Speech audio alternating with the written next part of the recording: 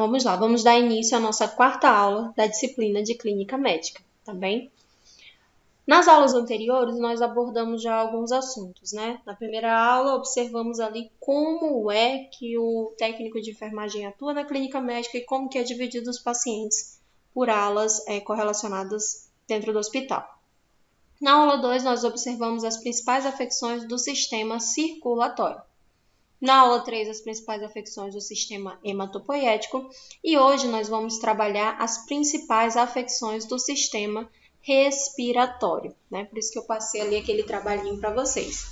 O dia oficial, que era para eu estar falando sobre esse trabalho, é hoje. Mas como a gente gosta de fazer tudo com uma certa antecedência para facilitar aí a dinâmica para o aluno, eu passei ele de uma maneira antecipada ali na primeira e na segunda aula. Então, hoje nós vamos trabalhar essas afecções desse sistema, que é um sistema vital. Como que ocorre ali o caminho percorrido pelo ar? Que nós temos uma estrutura anatômica, né, em que a gente pode observar como que funciona ali a pequena circulação. A pequena circulação é o que faz ali a troca gasosa dentro das moléculas sanguíneas e o que é encaminhado de volta para o coração, para que o coração bombeie esse sangue que agora está rico em oxigênio. E isso quem faz é o pulmão. Dentro dele tem uma estrutura chamada ali alvéolos pulmonares que faz essa troca, né? A separação. Então aqui a nível estrutural, as estruturas que nós temos fazendo parte desse sistema é cavidade nasal, faringe, laringe, traqueia, brônquio ou árvore brônquica, bronquíolos, tá? Que é quando o brônquio ramifica.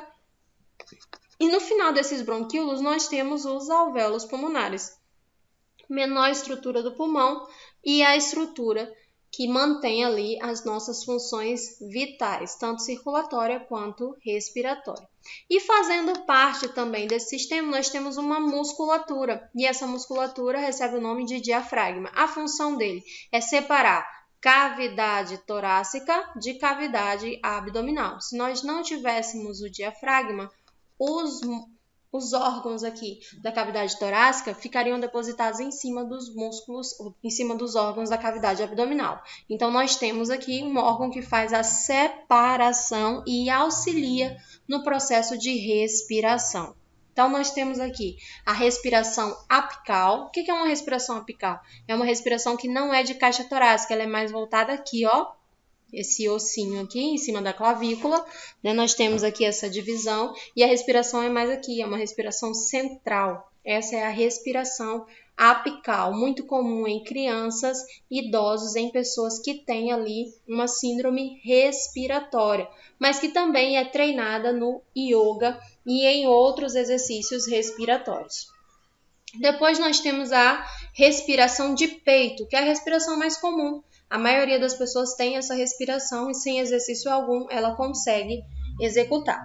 E outras pessoas têm uma respiração diafragmática. Geralmente são pessoas aí que têm um preparo físico diferenciado. São pessoas que praticam yoga, pessoas que cantam, né, que exercem ali a função do canto, tem essa respiração aqui diafragmática.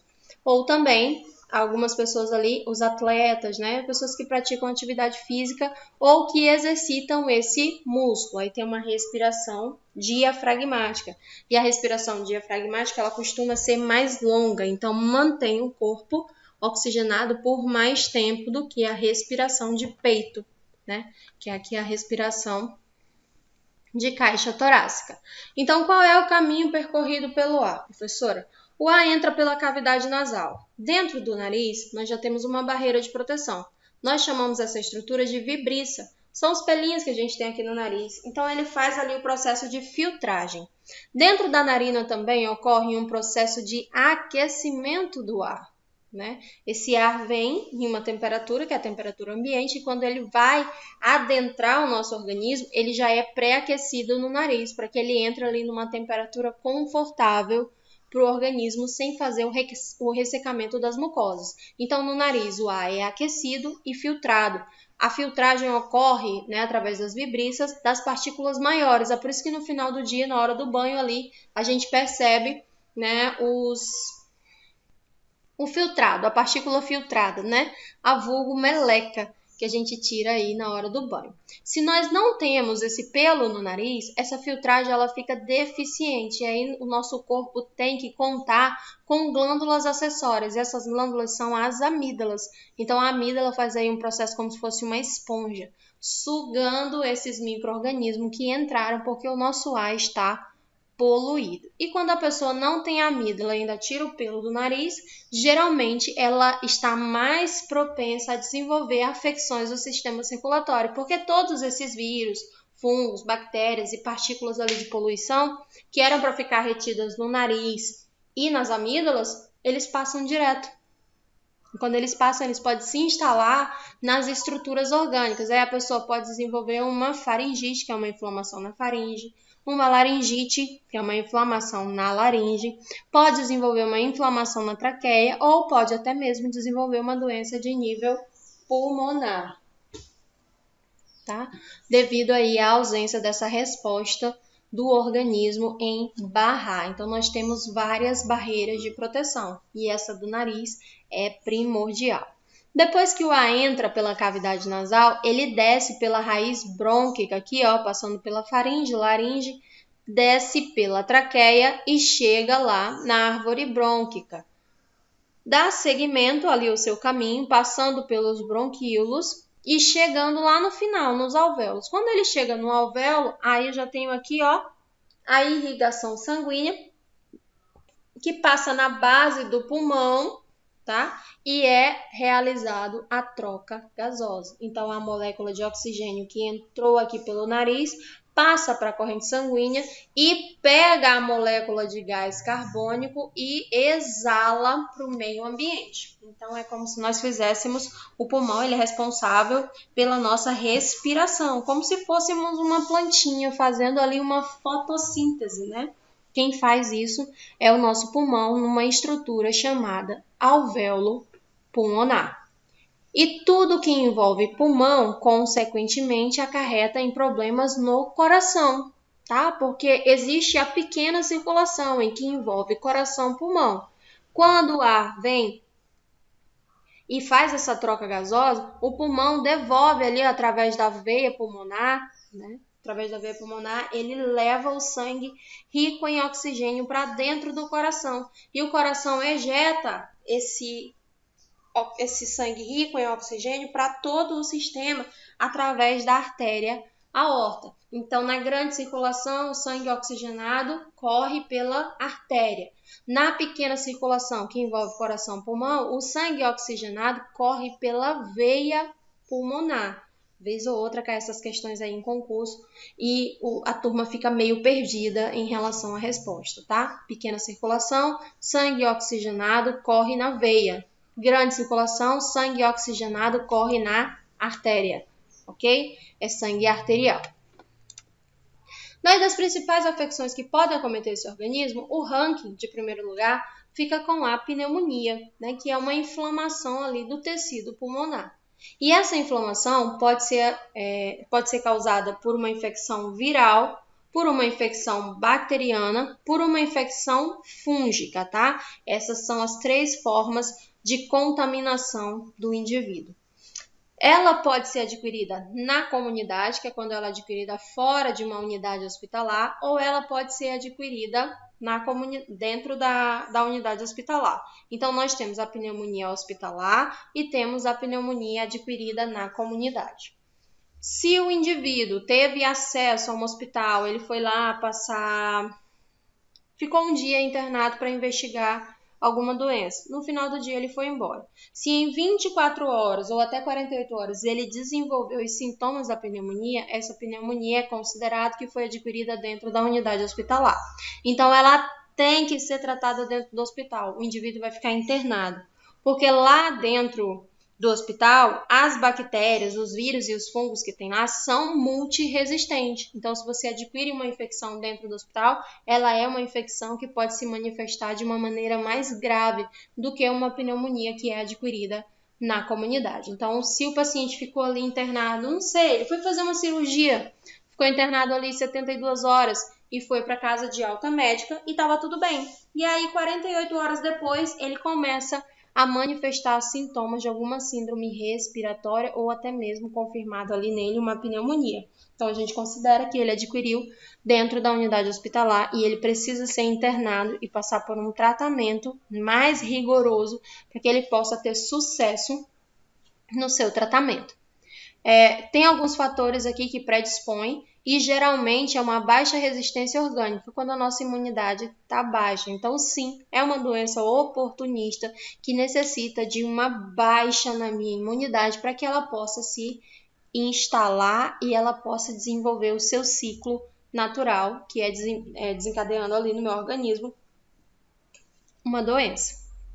Ela é mais propensa, né, mais incidente nas crianças e nos idosos. A pneumonia pode ocorrer também através de uma complicação, né, após algumas doenças transmissíveis, como, por exemplo, sarampo, a coqueluche, a escarlatina. Também ela pode ocorrer ali depois de uma infecção viral, como, por exemplo, uma dengue, um covid, uma asma, uma bronquite. Também ela pode estar ali associada. Ela precisa que o organismo esteja em baixa para que ela possa se manifestar, tá bem?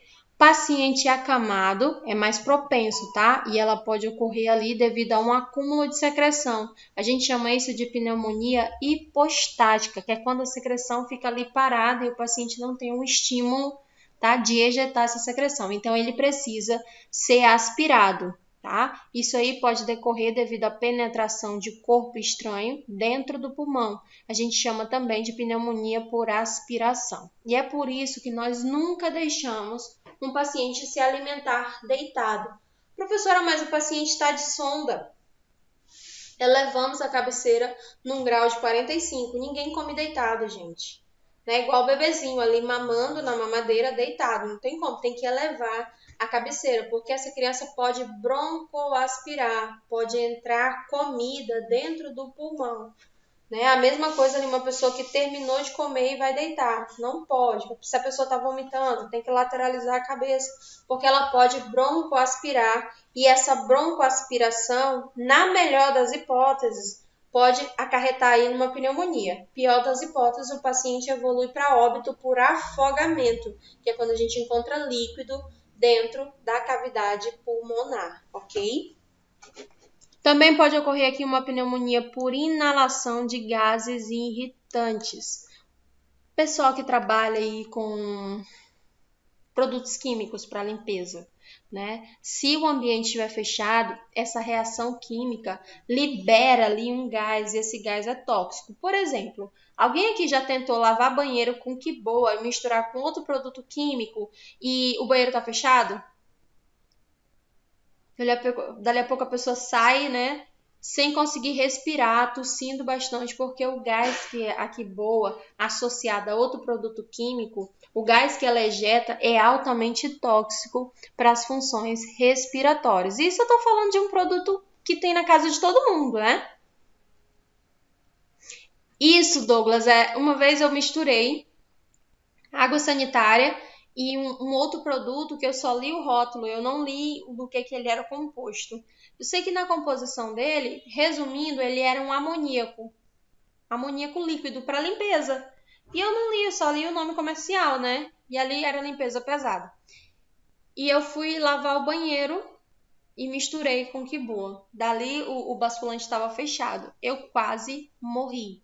A sorte é que tinha alguém em casa e aí achou que estava estranho ali, que eu já estava um tempo que eu não saía do banheiro, e bateu na porta. Como eu não respondi, abriu a porta e me tirou lá de dentro, porque do contrário, né, eu teria ali tido alguma síncope mais séria. E eu saí sem conseguir respirar, eu não conseguia falar, eu já estava ali desfalecendo dentro do banheiro. E quando eu percebi, eu já estava na situação, né? E aí, nesse processo, eu desenvolvi uma pneumonia. Fiquei internada ali uns 10 dias para deixar de ser boba, para deixar o banheiro sujo. Aí hoje eu uso isso como álibi aqui em casa para não lavar banheiro. Da última vez deu ruim. Os sinais e sintomas aqui que a gente sempre encontra na pneumonia, né? Característico, febre alta, 39,5 a 40 graus e meio, né? A febre fica oscilando aqui, ela não baixa. Também tem um mal-estar geral, dores musculares, dor torácica, né? E essa dor torácica, ela apresenta ali como se fosse uma pontada no tórax e ela sempre aumenta quando ocorre o ciclo de respiração. O diagnóstico... eu ainda não terminei aqui. Tá. Aumenta aqui quando a pessoa faz o processo de inspiração e respiração. Pode também estar associado a um quadro de taquipneia, que é o aumento da frequência respiratória. TAC é aumento, pneia, respiração. Então, aumento da frequência respiratória. Pode estar associada com tosse. No início dos sintomas, essa tosse vem seca. Depois, ela passa a ser uma tosse produtiva e vai apresentando aí um escarro que pode ser amarelo, esverdeado ou acastanhado. Dependendo do grau da infecção, muda a coloração do catarro, tá? E pode ainda apresentar ali com uma secreção sanguinolenta. E os batimentos da asa do nariz também são presentes, sudorese excessiva e cianose, tá? Essa cianose é quando apresenta ali uma coloração arroxeada. Sudorese é quando o organismo sua demais, libera muito excremento ali através do suor. O diagnóstico é feito sempre através dos sinais e sintomas, tá? E de uma consulta clínica. Também o médico pode solicitar raio-x e pode pedir ali um exame de escarro para diagnosticar qual é o tipo de infecção. Se essa infecção é viral, bacteriana ou até mesmo fúngica.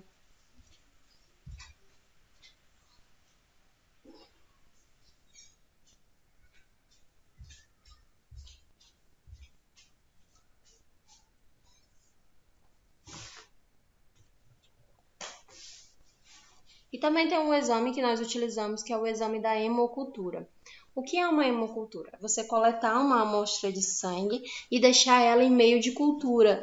Cultura é um meio propício para a proliferação dos micro-organismos. Daí esse micro-organismo cresce naquele líquido ali em até 72 horas e a pessoa responsável pela análise no microscópio, ela consegue identificar se é um vírus, se é um fungo, se é uma bactéria.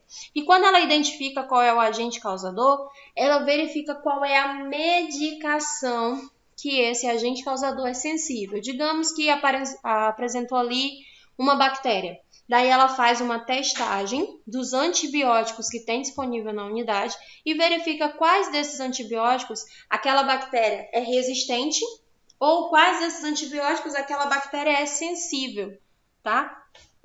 Isso através do exame de hemocultura. Existem algumas unidades que isso é protocolo. O paciente internou independente da patologia que ele tenha. É coletado uma hemocultura e uma urocultura, ou seja, uma amostra de sangue e uma amostra de urina. E é deixado essas duas amostras em meio de cultura, para a gente observar ali quais são os micro-organismos que estão instalados nesse corpo, né? E a partir daí desenvolver uma assistência mais focada, né? Uma assistência ali mais resolutiva.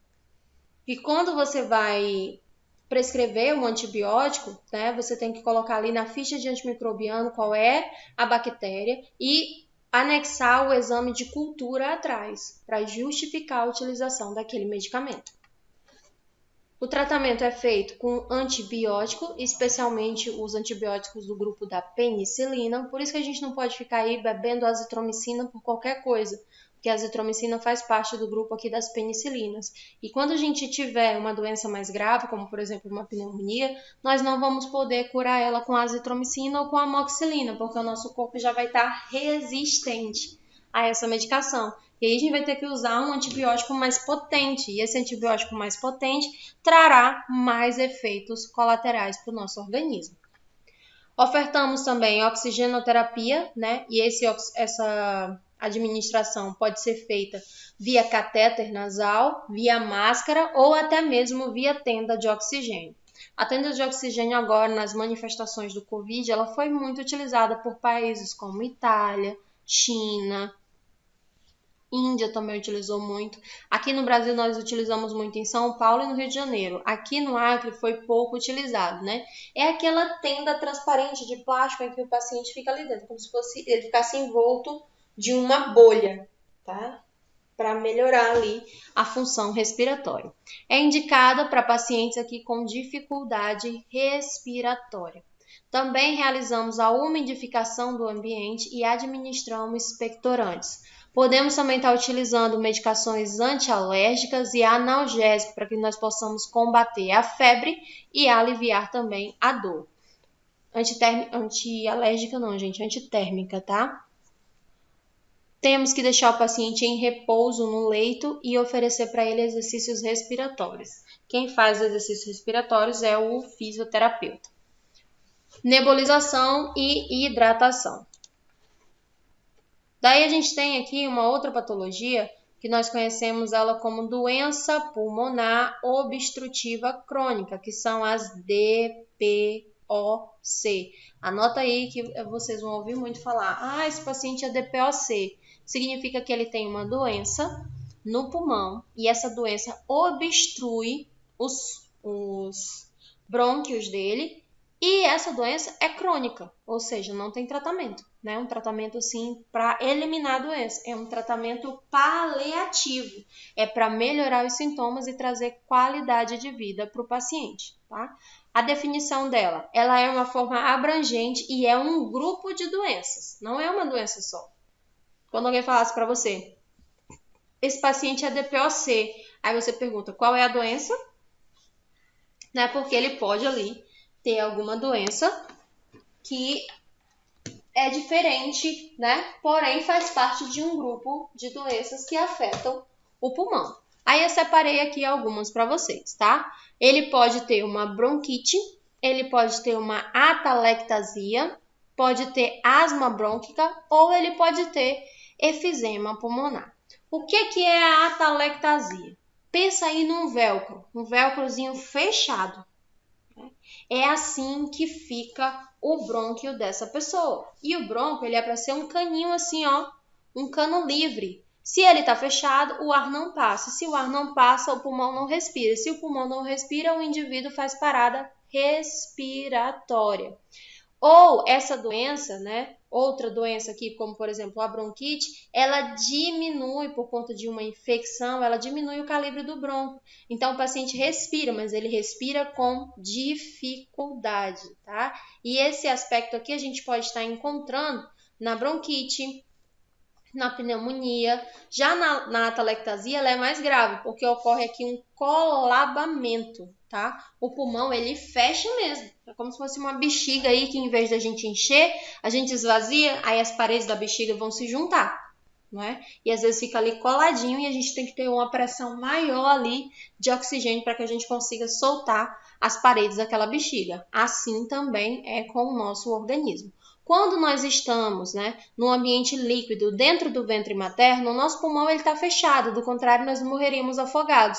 Então o pulmão já está em atelectasia. Quando você nasce, que é cortado ali o cordão umbilical e separa você, né, da placenta, o seu organismo ele tem que aprender a respirar sozinho. Então surge ali aquele choro. O que é o choro? O choro é o ar entrando pela narina e abrindo os pulmões, ali abrindo esse velcro que está ali em atelectasia.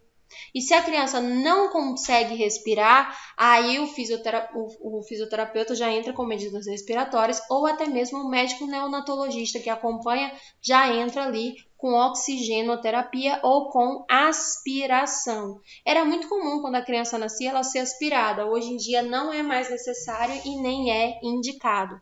Assim como também antes era dado aquele estímulo, né, do tapinha no bumbum. Hoje em dia não precisa mais. A partir do momento que você corta o cordão umbilical, você cortou ali o fluxo de oxigênio.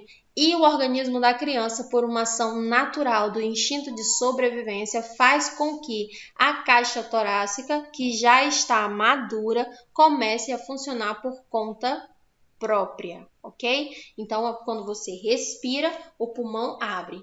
Dizem que é a maior dor que o ser humano já sentiu. Tá? Por isso que a criança chora. Então, todas essas patologias levam aqui uma condição que é irreversível. E essa condição irreversível está sempre associada à dispneia, que é a dificuldade para respirar. E está dificultando também o fluxo aéreo, porque deixa o fluxo aéreo, né, das vias aéreas superiores reduzido. Atualmente, as doenças mais importantes desse grupo são a bronquite e a efizema. O que é a donobronquite? Né? É uma inflamação aqui, ó, caracterizada nas membranas que revestem os brônquios e também os bronquíolos, ocorrendo aí um aumento na produção de muco e uma dificuldade de eliminar esse muco que o próprio pulmão produziu. Aí nós temos a bronquite aguda, tá? E nós temos a bronquite crônica. Na bronquite aguda, os sintomas ali iniciam sempre com infecção das vias aéreas superiores. Então, ali uma infecção no nariz, uma infecção na laringe, na faringe, né? Às vezes a mãezinha fala assim, é uma infecção normal de garganta, é só uma infecção de garganta. Não, pode desenvolver uma bronquite a partir dali, porque é uma inflamação nas vias aéreas. Então, a bronquite súbita, ela sempre começa com uma infecção nas vias aéreas superiores, nariz e garganta. Aí ela atinge o trato respiratório baixo, né? Aparecendo aí de maneira súbita e tem uma duração em média de 1 a 2 semanas após o início dos sintomas. Já a crônica, ela tem sempre a infecção e essa infecção vai vir recorrente dos sintomas que desaparecem por algum tempo e depois eles retornam. E isso vai acontecer sempre e ele fica ali, ó, persistindo durante vários anos e essa bronquite crônica, ela pode se agravar, trazendo aí várias complicações, né? E essas complicações podem se tornar complicações sérias para o aparelho respiratório. Então, vamos lá. Quando eu falo de parada respiratória, eu estou dizendo que o indivíduo não está respirando. E a falta dessa respiração pode ser por uma obstrução, tá? Quando eu digo que o paciente teve uma parada cardiorrespiratória, eu estou dizendo que parou o coração, parou de bombear o sangue e o pulmão parou, né, de respirar. Pode acontecer de forma isolada? Pode, só que como um órgão trabalha associado com outro órgão, é uma reação em cadeia, o efeito dominó. Né? Se o paciente ali teve um infarto e o coração dele parar, automaticamente o pulmão para de fazer ciclagem, porque ele vai entregar o sangue para quem se o coração está parado? Né? A mesma coisa o pulmão. O pulmão parou de respirar, dali a pouco o coração vai parar de bater, porque ele não tem mais quem dê para ele um sangue rico em oxigênio. Então, o que ele vai fazer? Né? Quando um órgão andando de mãos dadas com o outro, uma função dependendo da outra, porém a parada pode ser só respiratória, pode ser só cardíaca, mas automaticamente vai parar o outro sistema, tá? E aí a gente tem uma parada cardiorrespiratória.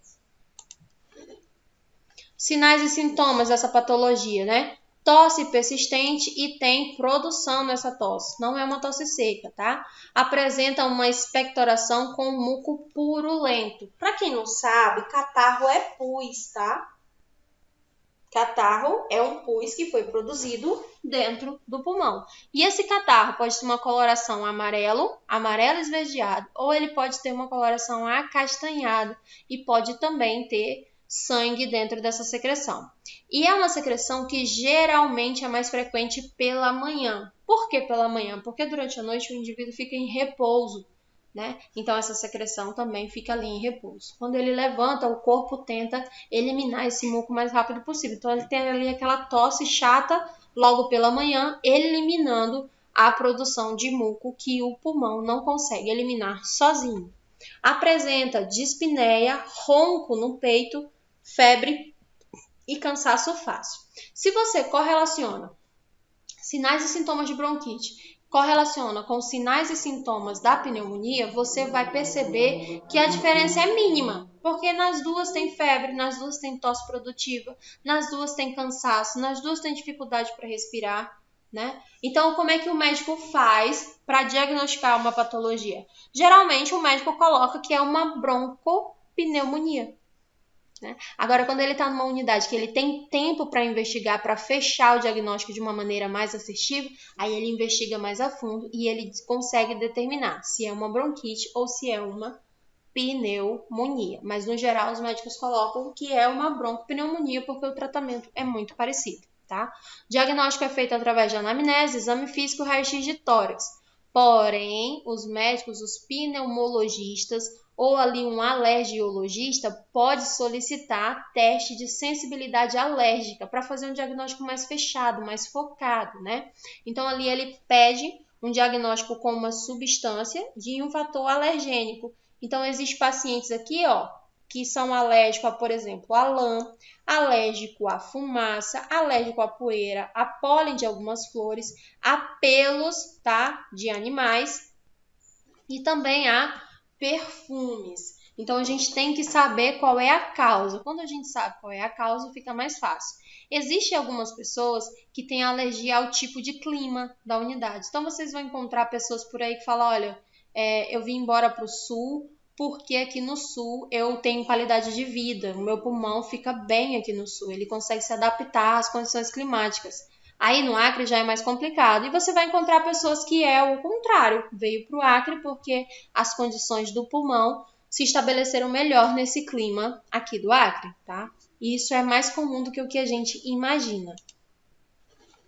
Como que é feito o tratamento?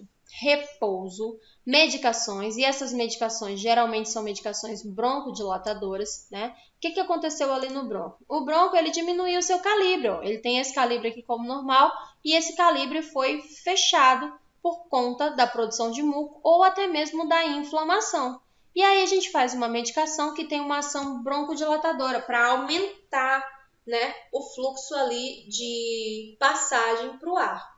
O que acontece? Se eu administro uma medicação para broncodilatar e eu sei que a pequena circulação envolve coração, pulmão, automaticamente eu vou aumentar a atividade pulmonar, consequentemente eu aumento a atividade cardíaca. Então, todo medicamento broncodilatador pode excitar a parede cardíaca, o músculo cardíaco, para trabalhar mais rápido, e essa excitação pode levar ali uma fibrilação ventricular, o paciente pode ter uma parada respiratória, o paciente pode ter ali uma dispneia associada de uma taquicardia, e essa taquicardia pode ali oferecer um desfalecimento, uma síncope para ele. Então, toda vez que você, profissional de enfermagem, for administrar uma medicação com ação broncodilatadora, fica próximo do paciente. Eu observo muito o profissional de enfermagem que entrega a nebulização para que o acompanhante faça.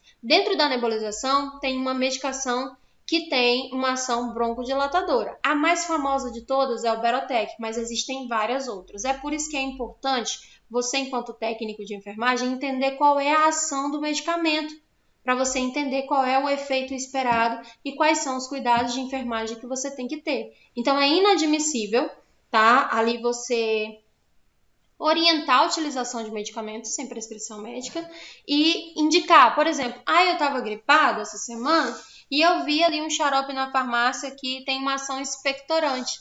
Tudo que expectora, né, ele abre brônquio. Se ele abre brônquio, ele é broncodilatador. Então, necessita de uma prescrição médica, porque do contrário, você vai aumentar a sua atividade cardíaca, porque o pulmão, a função pulmonar, ele depende da função cardíaca, assim como uma medicação que auxilia a função cardíaca pode afetar ali a função respiratória. Então, essas medicações broncodilatadoras vão aliviar o espasmo brônquico, tá? Que é quando o espasmo é quando o brônquio está querendo se fechar, ele ainda não está em atelectasia, que é quando ele está fechado total. Ele está em espasmo, ele está no processo de diminuição do calibre. E facilitam aí a expectoração, ou seja, que o indivíduo consiga ejetar essa secreção. Podemos também dar sedativos para tosse, tá? Para aliviar a tosse. Nós utilizamos também esse sedativo quando a tosse é seca.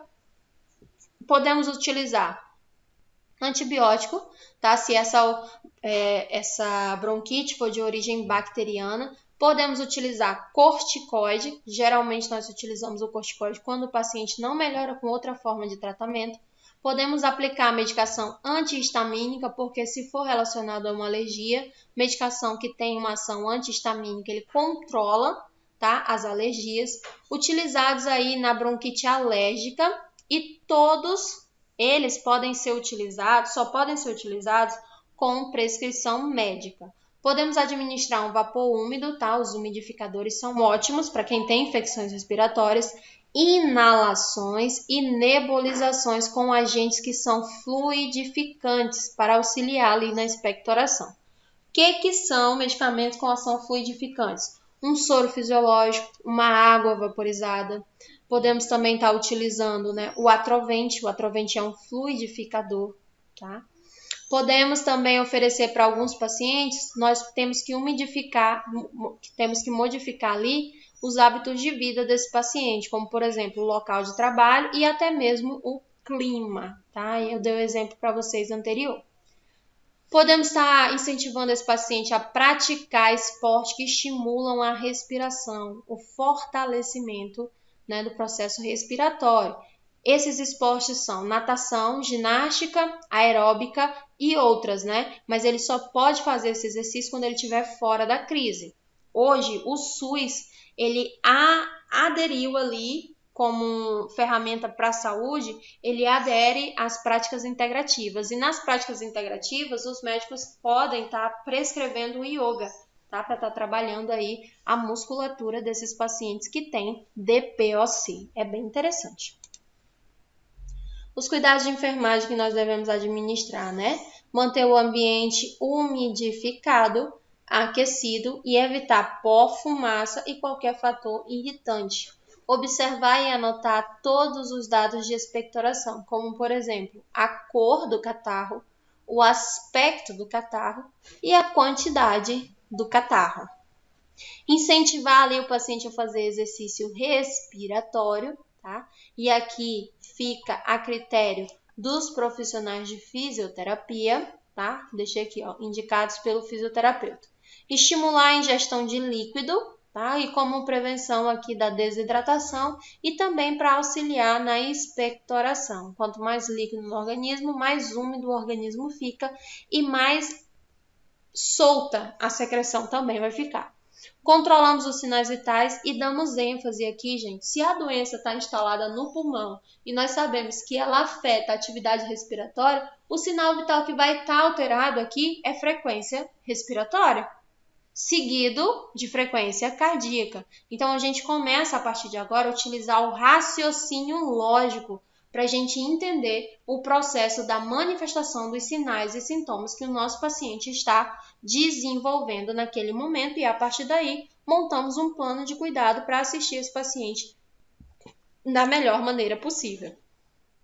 Administramos medicamento conforme a prescrição médica e observamos todos os efeitos colaterais. Se eu sei que eu estou administrando uma medicação broncodilatadora, eu fico atenta à farmacodinâmica desse medicamento e geralmente pode apresentar ali para mim uma taquicardia. E se essa taquicardia não for revestida o mais rápido possível, o paciente pode evoluir ali para uma parada respiratória.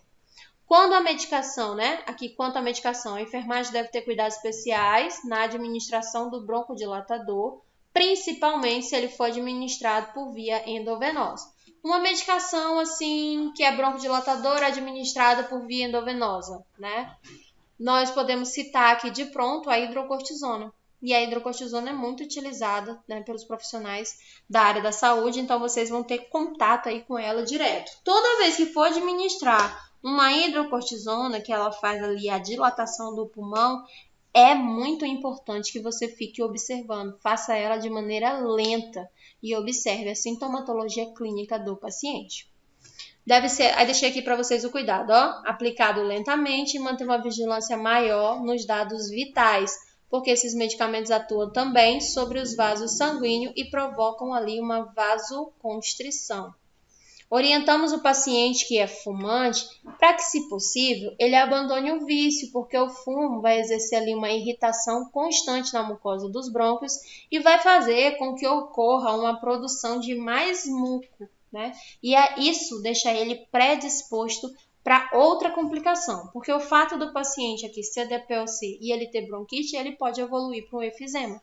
Porque, por enquanto, a bronquite, a infecção está no brônquio, né? Ela ainda não chegou no alvéolo. O alvéolo pulmonar está funcionando a contento, né? Ele só para de funcionar quando o brônquio fecha. Se o brônquio, a gente faz uma medicação broncodilatadora, abrir o brônquio, o ar chega lá e o alvéolo faz o trabalho dele normalmente, tá? Porque uma infecção está um pouquinho mais acima. Então, a gente mantém também o paciente calmo aqui, ó, porque a tensão emocional pode agravar o espasmo brônquico, fazendo, né, com que o brônquio ele fique mais tempo colabado ou fechado. Aí eu tenho aqui a efisema pulmonar. O que é a efisema? A efisema é quando a infecção chega nos alvéolos e ela não só chega, como ela destrói os alvéolos pulmonares. Então, a pessoa não tem mais condições de fazer a troca gasosa. É uma doença grave que leva o paciente a óbito, né? Ele consegue ali viver ainda um tempo, porém, ele faz a utilização do oxigênio constante. Ele é um paciente dependente de oxigênio. Aqui eu deixei para vocês um pulmão saudável e o principal complicador que leva o paciente para efisema, fora as outras doenças, né, é a nicotina, que é ali uma substância necrótica presente no cigarro. Então, eu tenho aqui um pulmão saudável, pela ação exacerbada da nicotina na corrente sanguínea, ele começa ali, ó, a destruir os alvéolos. Quanto mais alvéolos destruídos, mais comprometimento pulmonar. Sempre que eu falo no pulmão, a gente pensa nele como uma bexiga, né? E ali a bexiga, quando está nova, você insufla ela e retira o ar e ela vai voltando ali o tamanho normal. Quando você faz isso por várias vezes, a bexiga fica flácida, né? E quando ela está flácida, ela toma ali um tamanho maior. Ela toma um espaço maior. Então, essa bexiga, né, pensando como se fosse o nosso pulmão, ela desce na cavidade torácica ali e pressiona o diafragma. Então, ocorre um relaxamento da musculatura. Ele perdeu a elasticidade, a capacidade que ele tinha de involuir. Então, agora ele só relaxa. Ele não involui para fazer ali, ó, a troca gasosa. Então, o paciente inspira, mas não expira, porque o pulmão não volta mais a contrair. Então, fica ali um pulmão dilatado e relaxado devido à ausência, tá, dessa elasticidade pulmonar, porque o meu alvéolo foi completamente destruído. Não tem cura, tá? Doença pulmonar, exatamente. Isso, Douglas. Doença pulmonar obstrutiva crônica tem um caráter irreversível, ou seja, esse paciente é cuidado paliativo. E toda vez que a gente fala de paliativo, a pessoa pensa em câncer. Não, cuidado paliativo é aquele cuidado ofertado para todo paciente que a doença não tem mais cura. Então, a gente começa a ofertar a terapia do cuidado para facilitar, né, o enfrentamento que ele tem sobre a doença até que a doença siga o curso natural. O que ocorre aqui? Ó? Uma dilatação permanente do alvéolo e a perda da sensibilidade do pulmão devido a um rompimento dos alvéolos e, a partir daí, quando o alvéolo ele se rompe, surge um tecido de cicatrização. Então, o alvéolo foi destruído, aí o pulmão tentou ali cicatrizar, porque senão continua morrendo o pulmão inteiro, dali a pouco morre todo o sistema. Aí o pulmão cria ali um mecanismo de defesa e ele cicatriza esse alvéolo e ele vai sobrevivendo com os outros que tem. As causas aqui, né, dos fatores. Existem alguns fatores predisponentes, mas a causa ainda, a causa principal, o que de fato causou a DPLC e o efisema pulmonar nesse paciente é desconhecida. Só que existem algumas complicações, como por exemplo, asma brônquica, bronquite crônica, tabagismo, poluição ambiental, hereditariedade, né? E a hereditariedade aqui, ó, aparentemente aparece em todos os casos, né? Em todos os casos de efisema já tinha alguém com efisema na família. E qual é a maior incidência? A maior incidência está no grupo masculino acima dos 45 anos de idade. Sinais e sintomas. O início da doença é lento e é progressivo, tá? Vai morrendo um alvéolo aqui, outro ali, e o paciente vai perdendo de forma gradual a função pulmonar dele. E isso pode, né, ser apresentado durante alguns exercícios, como, por exemplo, caminhar, tomar banho, limpar uma casa, né? Esses exercícios ali que a gente faz no cotidiano. A pessoa vai percebendo que ela não tem mais o mesmo fôlego de antes. Né? Ela pode também apresentar tosse produtiva, algumas infecções respiratórias, a pessoa pode ter anorexia, perda de peso, cansaço fácil, fadiga, né? E nos estágios ali mais avançados, a pessoa tem ali uma deformação da caixa torácica, ela desenvolve um tórax de barril. porque o pulmão cresceu, dilatou, né? E aí ele tem que ocupar um local diferente na caixa torácica. Nós sabemos que a caixa torácica é o osso, então ela não expande, né? O que expande é o pulmão dentro da caixa torácica, da caixa torácica. Mas a caixa torácica ela é estática. Então ali o paciente desenvolve, né, uma atrofia no tórax, formando ali um tórax de barril, devido aqui à distensão pulmonar.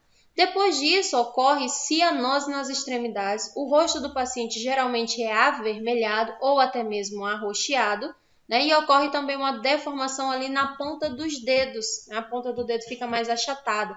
Nós chamamos esse dedo de dedo em banqueta de tambor. Ele fica mais achatado ali. E o diagnóstico é feito através dos sinais e sintomas e também de um exame físico realizado pelo médico. A determinação da capacidade vital, né, através de um exame chamado espirometria, em que observa ali, teoricamente, o tempo de vida desse paciente, qual é a capacidade de sobrevivência que ele ainda tem. Um raio-x de tórax e também exames laboratoriais, como, por exemplo, o hemograma completo, que vai determinar ali o nível de gases na corrente sanguínea, e nós chamamos esse exame de gasometria. Como que ocorre o tratamento, né? Não tem tratamento específico, o tratamento é paliativo. Não tem tratamento porque a doença é irreversível. Então, o tratamento é só para aliviar os sintomas e produzir aqui os sintomas que foram produzidos. E a partir daí, a gente evita o agravamento dos distúrbios pulmonares. Então, a doença não tem cura, né? O que a gente se preocupa ali é com o agravamento da patologia e com a qualidade de vida do paciente. Podemos estar trabalhando com antibióticos quando tem alguma infecção instalada, né? Expectorante ou broncodilatadores, oxigenoterapia e principalmente exercícios respiratórios. A assistência de enfermagem aqui é a mesma assistência que a gente dá lá para o paciente que tem uma bronquite ou o paciente que teve ali uma asma, tá? A assistência de enfermagem é a mesma. E aí o próximo slide já seria o slide do nosso trabalho que foi passado para vocês, que vocês têm até a segunda-feira para estar me encaminhando, tá? Na verdade, o prazo seria aí dia 7, na segunda-feira, para estar mandando para mim essa atividade, para ver se a gente consegue conscientizar algumas pessoas em relação à atividade pulmonar, já que a gente está em um momento tão complicado, né? De uma doença que afeta principalmente a função pulmonar. Alguém tem alguma dúvida com relação ao material exposto hoje? Então, galera, por hoje é só, tá? Dúvidas com relação ao trabalho, estou à disposição no WhatsApp até às 17h30.